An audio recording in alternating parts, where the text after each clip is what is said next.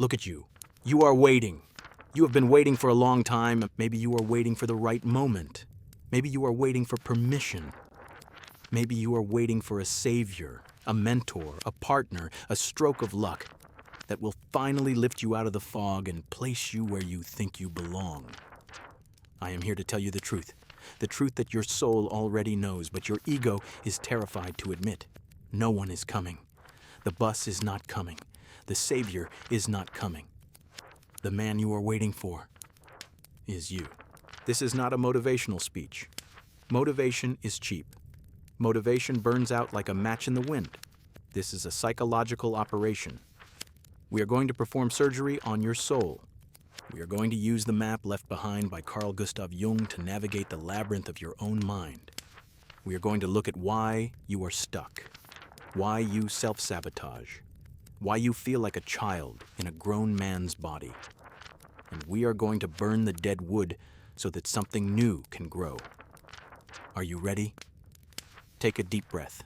Let us begin. Chapter 1. The Eternal Child, Puer Aeternus. Jung talked about a specific kind of neurosis. He called it the Puer Aeternus, the eternal child. Does this sound familiar? The poor is the man who refuses to land. He hovers above life. He has immense potential. Everyone tells him, "You are so talented, you have so much potential." But potential is a curse if it is never realized. The poor loves the idea of the future, but he hates the reality of the present. Why? Because the present requires commitment, and commitment feels like death to the poor. If you commit to one job, you kill the possibility of all other jobs. If you commit to one woman, you kill the fantasy of all other women. So you choose nothing. You stay in the sky, floating, keeping your options open. And while you float, life passes you by. You are 20, then you are 30, then you are 40.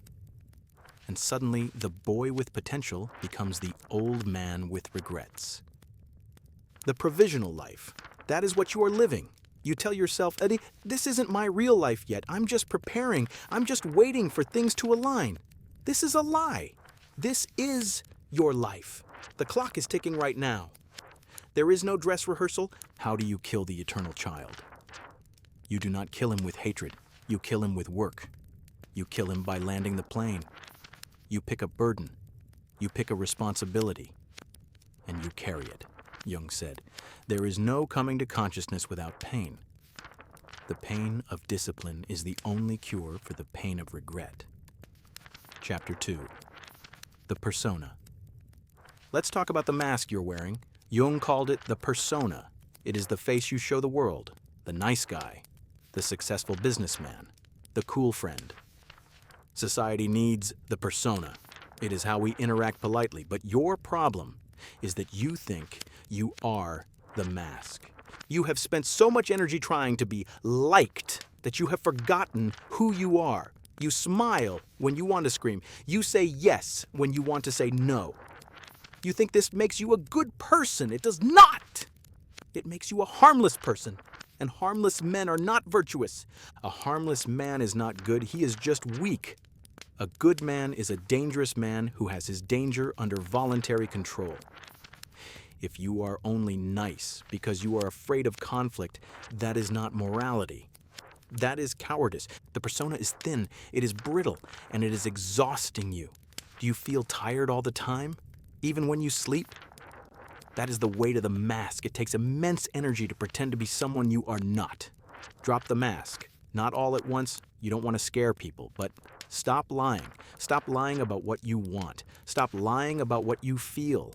When you stop lying, your persona dies and the real individual begins to emerge. It will be uncomfortable. People might leave. Let them leave. The ones who stay are the ones who like the real you, not the fake one. Chapter 3. The Shadow. Now we descend into the basement. Jung said, "One does not become enlightened by imagining figures of light, but by making the darkness conscious." This is the shadow. The shadow is everything you have rejected about yourself, your aggression, your greed, your lust, your selfishness, your capacity for evil. You were told these things were bad, so you shoved them into the dark, but they didn't disappear. They grew, and now they control you. When you explode in anger over a small thing, that is the shadow hijacking you. When you self-sabotage right before a success, that is the shadow acting out. When you judge others harshly for things you secretly do, that is the shadow projecting. You are afraid of your shadow. You think if you look at it, you will become a monster. But the opposite is true. A man who does not know his shadow is a puppet. A man who integrates his shadow is a king. You need your shadow. You need aggression to defend your family. You need selfishness to set boundaries.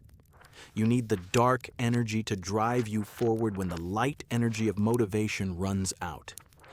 Look at your dark side. Acknowledge it. Say to yourself, I am capable of terrible things. I am capable of destruction. And then choose not to do them. That is true strength. That is integration. The shadow gives you teeth. And a man without teeth cannot eat. He can only suckle. Stop suckling. Grow teeth. Chapter 4. Neurosis and suffering. You are suffering. You have anxiety, depression, a sense of meaninglessness. You treat these things like diseases. You want a pill to make them go away. Jung had a different view. He said, neurosis is always a substitute for legitimate suffering. What does that mean? It means you are anxious because you are avoiding the thing you need to do. Your anxiety is not a malfunction. It is a signal. It is your soul screaming at you, wrong way. You're avoiding the legitimate suffering of facing your fears, of doing the hard work, of having the difficult conversation. Because you avoid the necessary pain, you create unnecessary suffering, neurosis. You stay in the comfort zone, but the comfort zone has become a prison. Jung said, man can stand the most incredible hardships when he is convinced that they make sense. We need meaning, and meaning is not found in pleasure. Meaning is found in responsibility. Pick up the heaviest thing you can carry.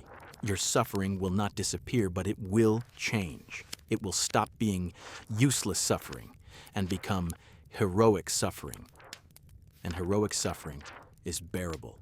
It is noble. It builds you. Chapter 5, Projection. The world is against me.